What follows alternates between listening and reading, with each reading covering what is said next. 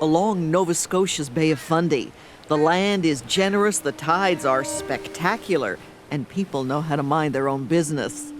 But once in a while, something happens that gets everyone's attention. And around a little place called Tennycape, they're still talking about what happened when a lady vanished and her husband said she'd been kidnapped and spirited away across the sea. Hello, welcome to the Fifth Estate. I'm Hana Gartner. You know, the Russian writer Tolstoy once said something about all happy families being alike, but unhappy families are unhappy in their own unique way.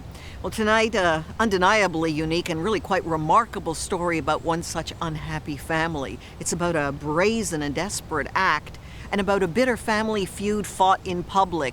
It's also about the surprising things you discover when you start digging around in a situation everyone assumes has already been explained. The last time Sandy Munroe woke up beside his 62-year-old wife, Helle, was on November 24th, 2005. That was the day she was going to lunch with her brother, who had come all the way from London, England, to spend time with his ailing sister. I arose from our marital bed with my wife sleeping on my left-hand side, and I got her ready for the day. We had breakfast and got her dressed, and she was wearing a black suit, trouser suit, with a kind of a long line jacket, and she just looked absolutely wonderful. And it never occurred to him that Helle would not be coming back. Gave Helle a kiss goodbye. Said, "I love you," and she said, "I love you too." That was it. Marek took Helle in the car and drove away, and I never saw them again.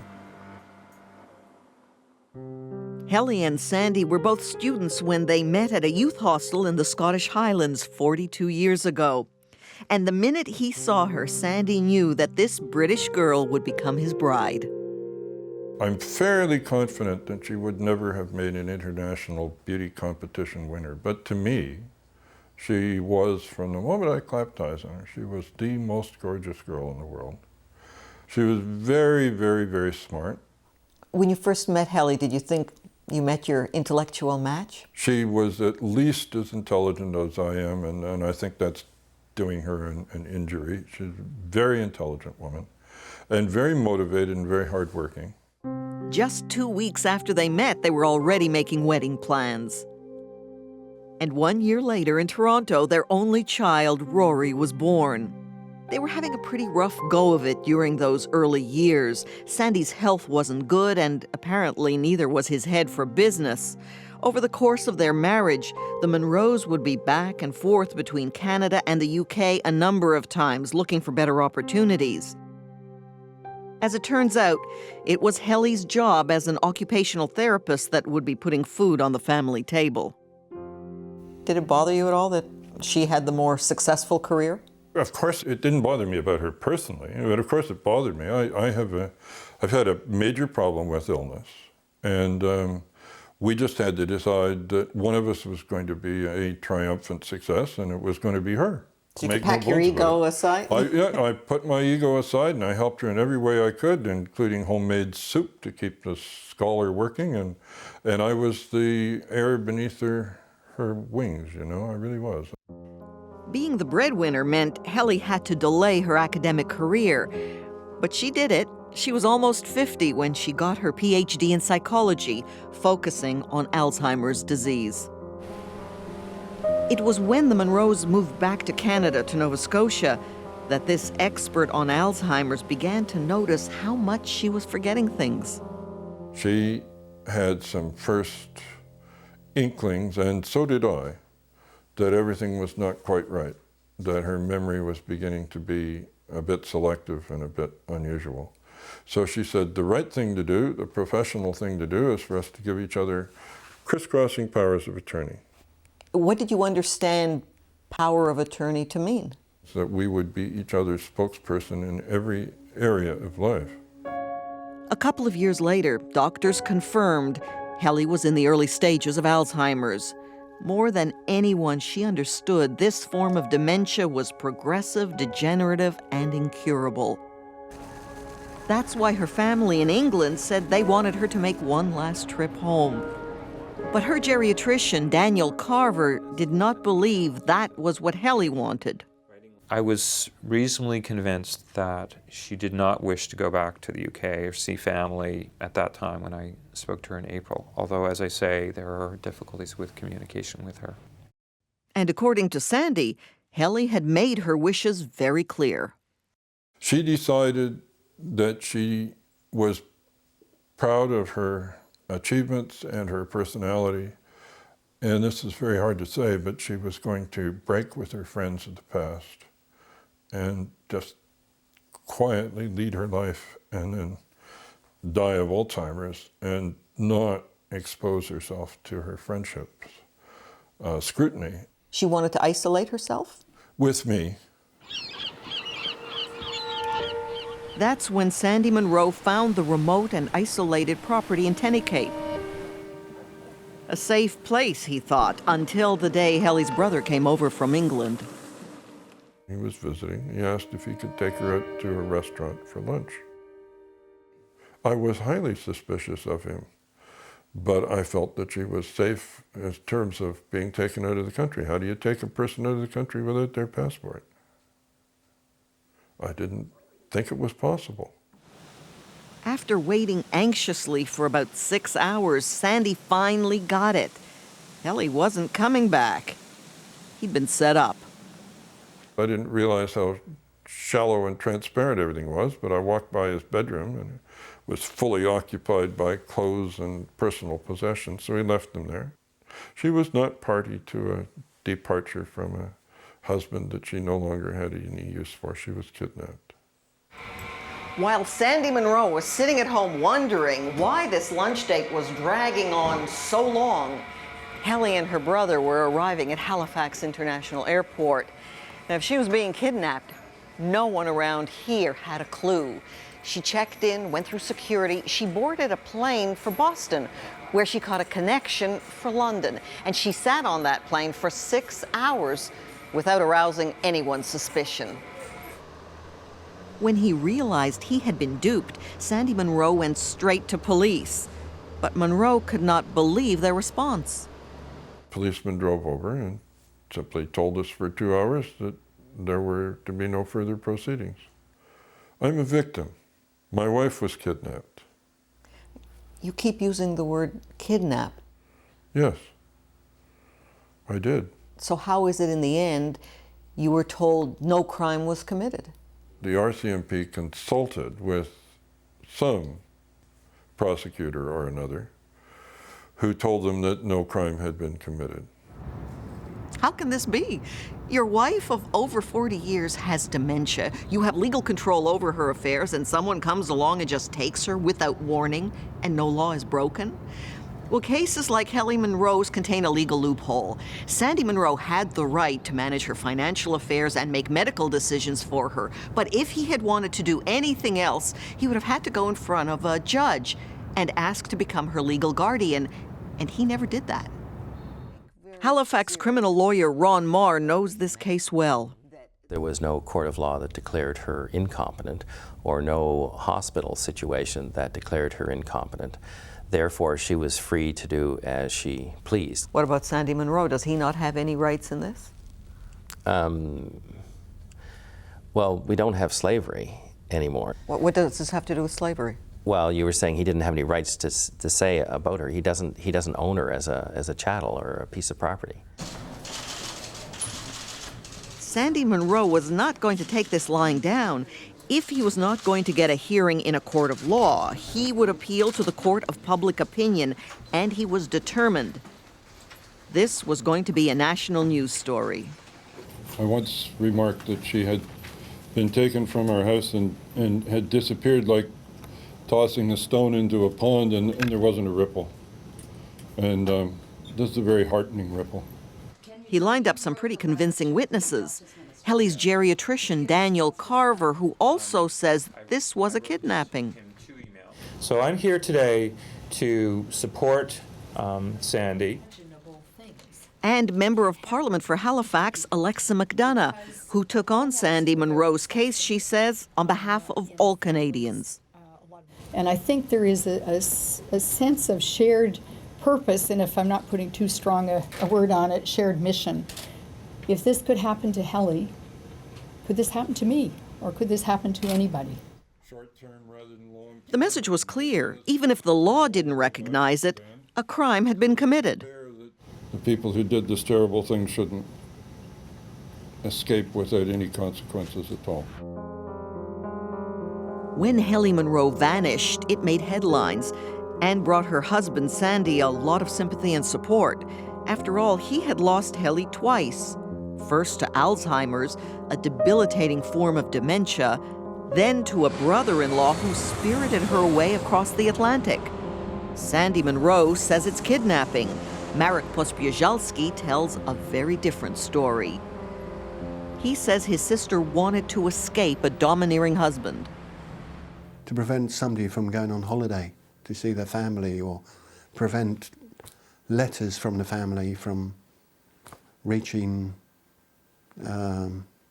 I think that is a little bit more than, the power of attorney and life decisions actually define. We knew that she was so terribly unhappy in Canada. She wanted to go home.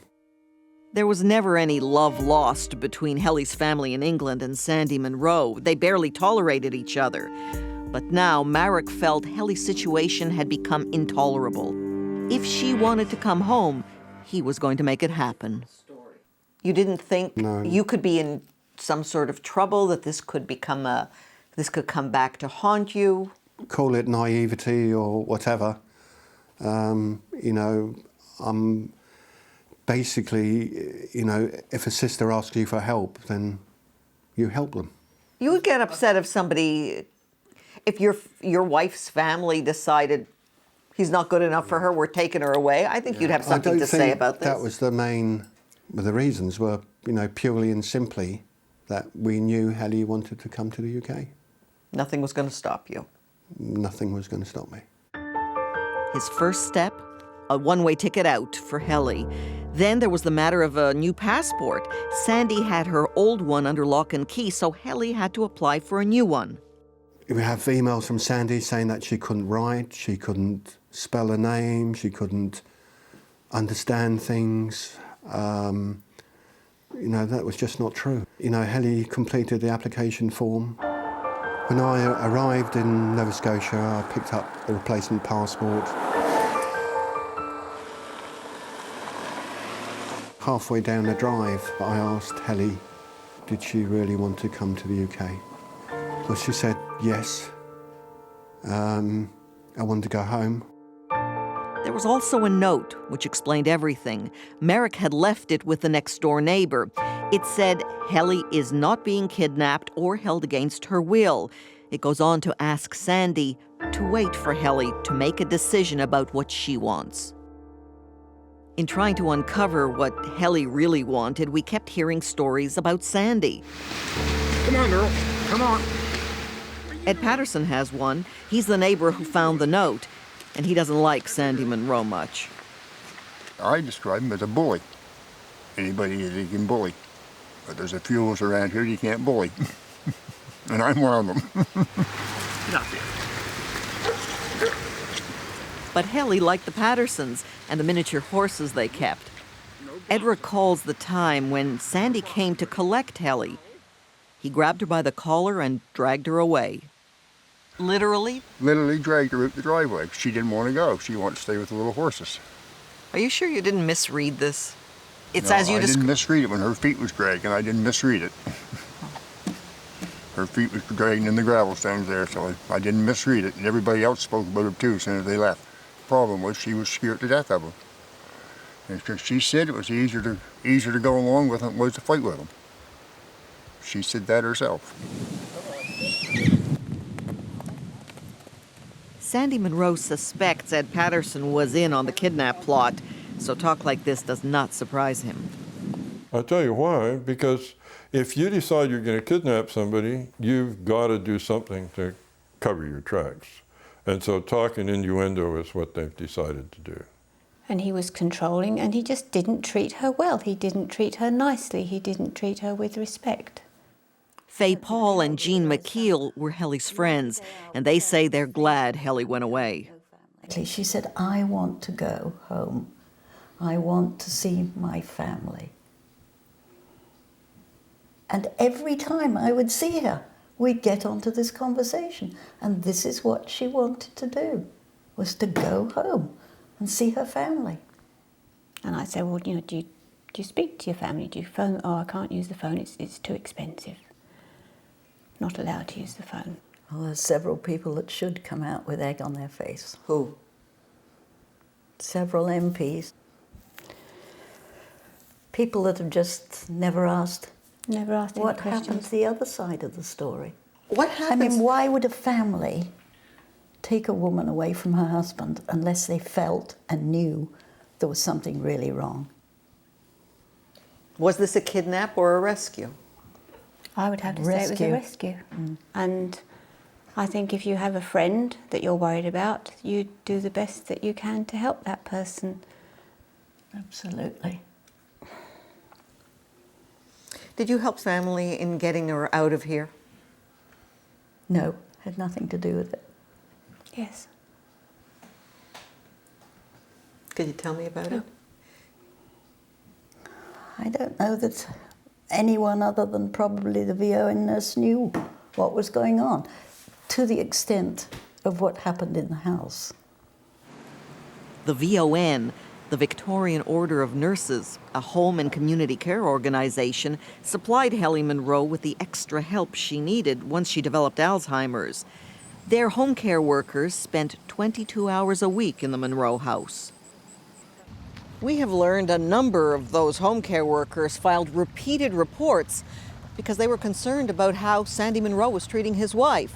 They wouldn't talk to us for fear of losing their jobs, and the VON declined an interview citing confidentiality. But they did send us an email saying there was an investigation, but there was insufficient evidence of abuse or maltreatment. What the home care workers do not understand is if there was an investigation, why didn't the VON inform them? Feeling ignored by their employer, Helle's caregivers went to their union rep, Mike Conrad. He's with the Nova Scotia Government and General Workers Union. What were they seeing? What was happening in the home? Well, I can tell you a story, I guess, for example, where he offered, the home support worker was there providing the care to Helle, and Sandy had offered to make her something to eat, and before she got the opportunity to even respond, he said, well, if you're not going to tell me what you like, then I'm not going to bother, and made something for himself and moved on. And so they felt that she's not being fed the way that she should be, except when they're there and providing that kind of care, and that she's not being allowed to actually function at the level that she would be capable of. And that what was happening was that she was actually sort of being, I guess in a way, squashed down to a level where it would appear that she wasn't able to function. There have been complaints, reports to Adult Protection, to police, to VON. There have been. There have? Yes. About what? About people's concern. How about can there be complaints to the police and I know nothing about it? This is shocking. How can we be living in a caste-esque society where people are apparently complaining to the VON, to the Adult Protection Branch, and to the police, and nobody has ever come to me until you do it on TV and you come and say, oh, you're accused of this and that. At one point, he even considered suing the VON, believing they too were party to Helle's kidnapping. And there's more. Munroe suspects his son Rory, his only child, was also involved in the plot. I will be frank with you, painfully frank with you. I have no proof. I think that he may very well, however, have been involved in kidnapping his mother. Tell me about Rory. Oh, that is quite simply the other most painful thing in my life. Rory is not well. I would like you to respect his privacy. I was there in the doctor's office when we were told that he was mentally ill and always would be. You have lost a great deal in your life. First a son and now your wife. Yeah. It leaves me almost speechless. I try not to feel sorry for myself. Rory obviously has severe problems of his own. And beyond what I've said, I, I think because of his illness, he deserves a pass on this. I really do. Sandy Munroe says that walking the beach by his home on the Bay of Fundy is the only thing that gives him any peace these days. He feels besieged. He says his brother-in-law kidnapped his wife, and he suspects that his estranged 41-year-old son had something to do with it. Munroe told us to steer clear of Rory, that he was mentally ill. But perhaps Rory could shed some light on why his mother vanished. Over 4,000 kilometers away, Rory Munroe has chosen to put a whole country between himself and his father. Rory Munroe, as it turns out, is a man who does not want to be found. No phone number, no driver's license, no known address. We figured a guy living on a boat with 3 kids would need groceries, so we started calling around. Bingo. A clerk at a local grocery store recognized the name, and that's how we found Rory Munroe, tied up here at Manson's Landing on the remote rustic island of Cortez. And I'm the wild card. I'm the thing that he doesn't have control over. And I really don't want anything to do with him or influencing his life. I wanted away. You know, I wanted out. So that's why I'm here. Running away from an unhappy childhood. While Rory felt close to his mother, her government job was always taking her away somewhere. So he spent a lot of time with Dad, a man he has not seen nor spoken to for the last 6 years. He's a powerful character. I told you that. He's a very moving, powerful character. If he feels hard done by, he will get attention. It's like a child. It's like a child that's needy for attention. You know, they act out to get the attention. Only thing is, he's extremely skillful with, you know, the manipulation of how it works. Rory has his own theory why his father wants Helle returned to him. I believe that somewhere inside he may love her and care for her, and it's overshadowed by his own fear and need for financial security and need for his own person. He's a frightened man. He's sick all the time. He has nothing to fall back on as far as he's concerned. He has no physical ability to fall back on, no career to fall back on. The only thing he ever had in his life to fall back on was Helle. But he describes himself as a loving, caring husband who did everything. Sure. You know, the one doesn't negate the other. You know, being abusive and out of control and, you know, having mental afflictions does not mean that you are incapable of being loving or that you would never love somebody. It means that, you know, you don't know how to express love. That's her. Hey, honey, we gotta turn that down for a sec. There you go. It was when he became a parent himself that Rory decided he was not going to turn into his father. There's no more jam. Do you want molasses, Max? Years of therapy have helped him make peace with his past. Yay! I thought that was mine. No, this one's mine. Like one of the worst fights we ever had, I broke a chair across his back because he was strangling her on the kitchen counter. And he left for weeks. And one of my biggest resentments with my mother had been that she let him back in the house afterwards. Was she afraid? Yes. She was afraid of him. We all are. I'm still afraid of him. You're still afraid of him? Oh, yeah. Rory left home. His mother never could. She was not an abused woman who was locked up and kept caged. She was an abused woman who voluntarily subjected herself to it because she believed that once you were married, you were married. Once you make a promise, you've made a promise. Once you have a debt, you pay the bill, period. You know, here I am saying things that really are not going to help his case at all, but that's not my point. My point is not to sabotage him. My point is to help my mother. He constantly uses the word kidnap, that your mother was kidnapped from her home without his knowledge, without his permission, and his suspicion is that you were party to this kidnapping, that you were I wish I had been. I'm very proud of my Uncle Marek for doing this, and what an amazing fellow to pull it off, that he did the right thing, and I wish I had been, but unfortunately I had no knowledge of it until you folks got a hold of me. You haven't spoken to your father for 6 years? That's right. If you could talk to him, is there anything you want to say to him? Let it go. That's what I would say. Don't fight. Don't pursue charges against the uncle. He didn't do anything wrong, and his intent was never to do anything wrong. Don't pursue getting Helle back from England. That's not where she wants to be. Let it go. Very poignant. It did not go over well when I told Sandy Munroe we had found his son. You did? Yes. And he corroborates the testimony of others who see you as domineering and verbally abusive. And he adds that you are also a physically violent man. No, I'm not. I'm going to take a break. I don't understand this at all. Rory is mentally ill. I'm talking about your son now. My son is mentally ill. But I was there in the doctor's office when the doctor said he would be ill for the rest of his life.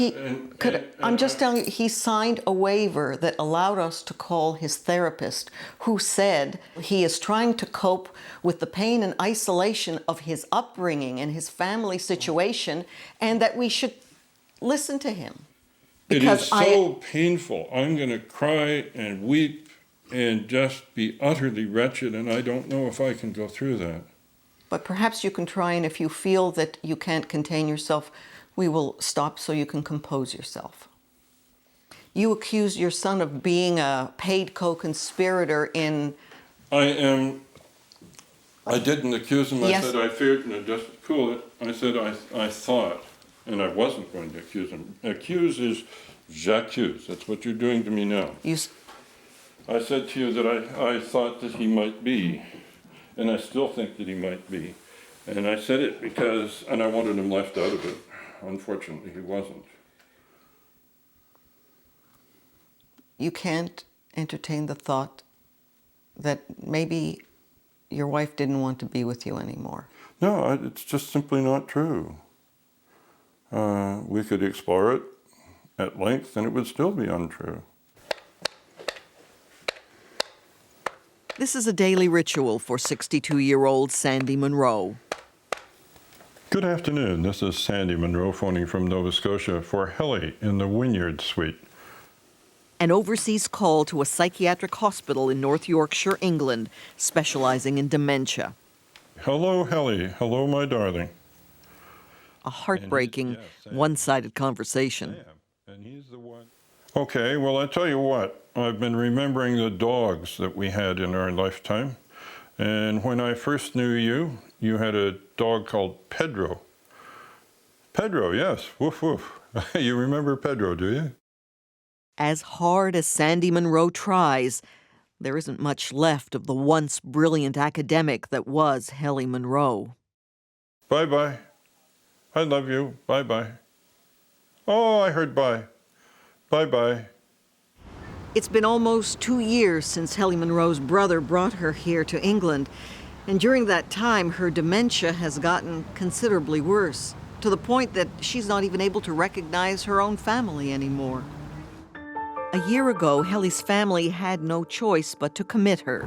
She is now in Billingham Grange Psychiatric Hospital in northern England. Sandy Munroe says his mission now is to bring her home to Nova Scotia and to see his brother-in-law behind bars. But Helle was taken to England 19 months ago, and Sandy never went after her, which begs the question, so why didn't you get on a plane and just hightail it over there? I think it's a particularly naive and foolish question. But you knew where she was, and you knew who... I knew where she was for the moment, and Britain's not all that small a country. I didn't go to visit her because she'd been kidnapped, because they wouldn't let me in the front door, because I'd probably start a row, and I didn't want to be arrested in England. That was a declaration of war to kidnap Helle. it's a silly question, actually. If it had happened to you, you'd no more think of dropping the police inquiry, telling your lawyer to put everything on one side and getting in a plane and knocking on the Pospieszalski's door than you'd think of flying to the moon.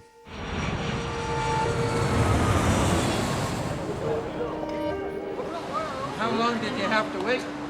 But earlier this year, for the first time, Sandy Munroe did make that trip to England. The purpose of this visit is not just to visit Helle. A committee of medical experts has been struck to determine Helle's fate. Without their permission, Helle stays where she is. So Sandy plans to make a good impression. Was very careful to say nice things about the staff and the institution, and was certain that they cared for Helle very well. And I was trying to send those same messages. And he isn't going in alone. Sandy Munroe is bringing reinforcements. The seaside rental is going to be their command post. Brother Don is the strategist. So this is where we go. This is it. And family friend and business associate Carol Bowlby-Sifton is an internationally respected authority on Alzheimer's. And we don't know what her reaction is going to be.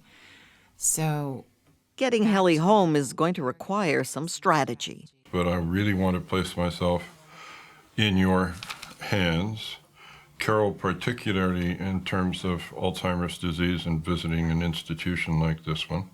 I want to disarm them and not seem troublesome or a really strange person.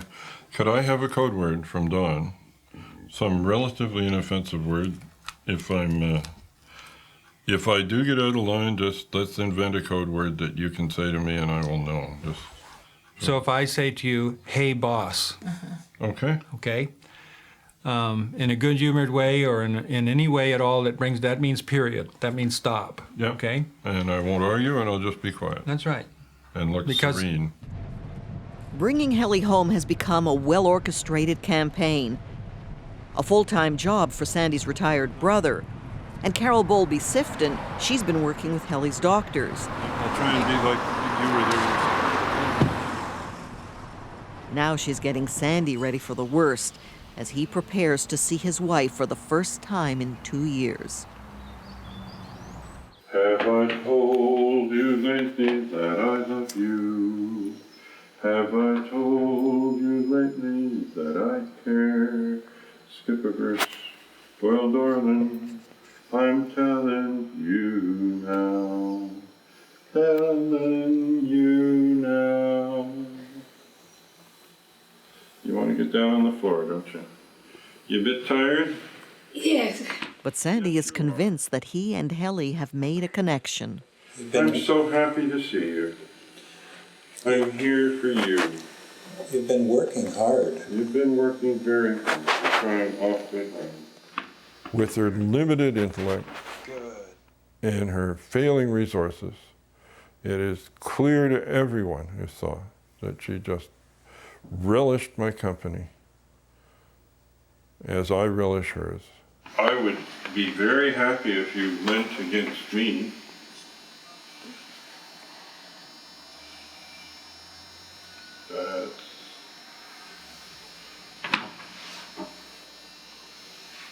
This is a person that's as fit as an Olympic athlete. There's never a moment that's not spent in motion.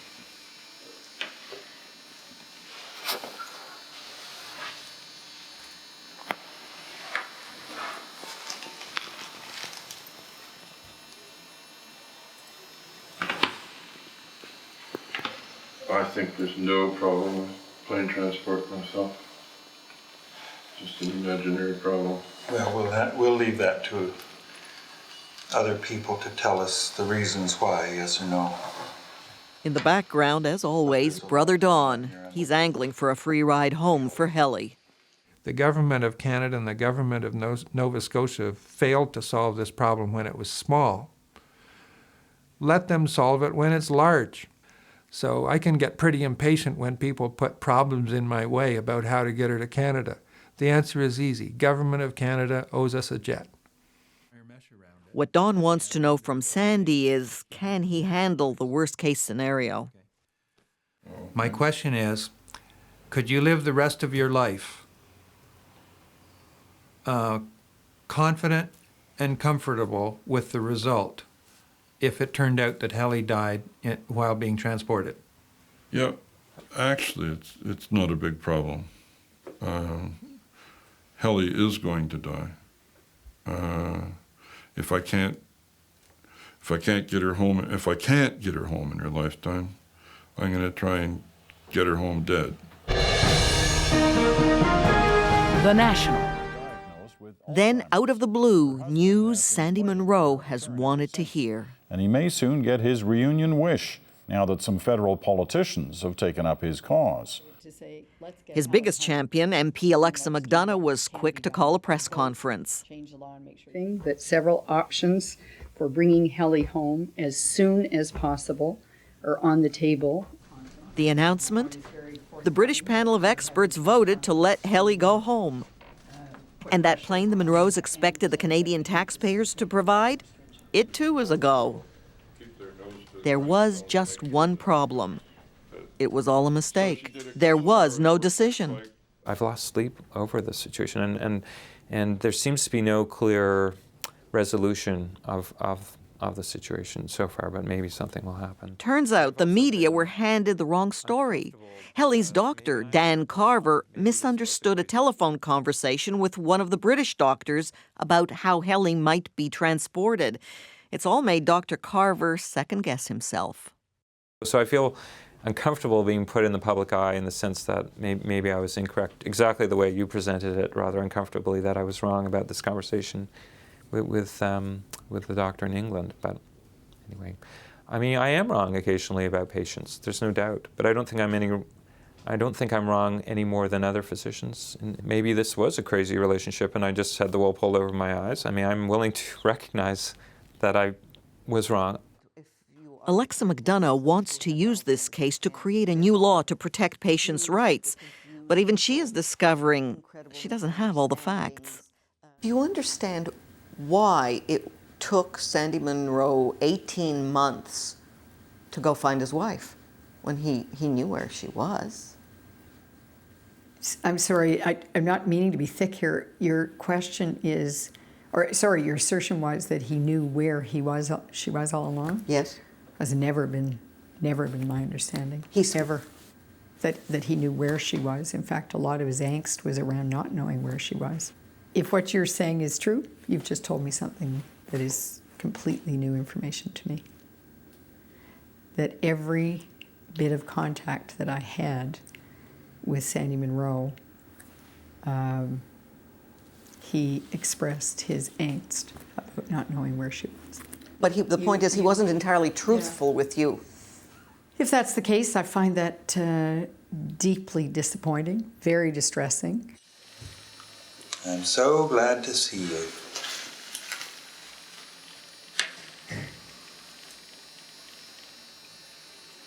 Hello, Helle. There still has been no decision on whether Heli Munroe is better off where she is or back in Canada close to her husband. I'd like to hear Amazing Grace because Helle has been lost and now Helle is found.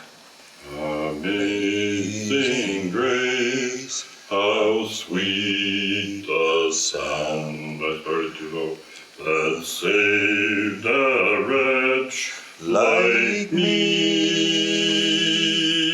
I once was lost, but now I'm found. Was blind, but now I see.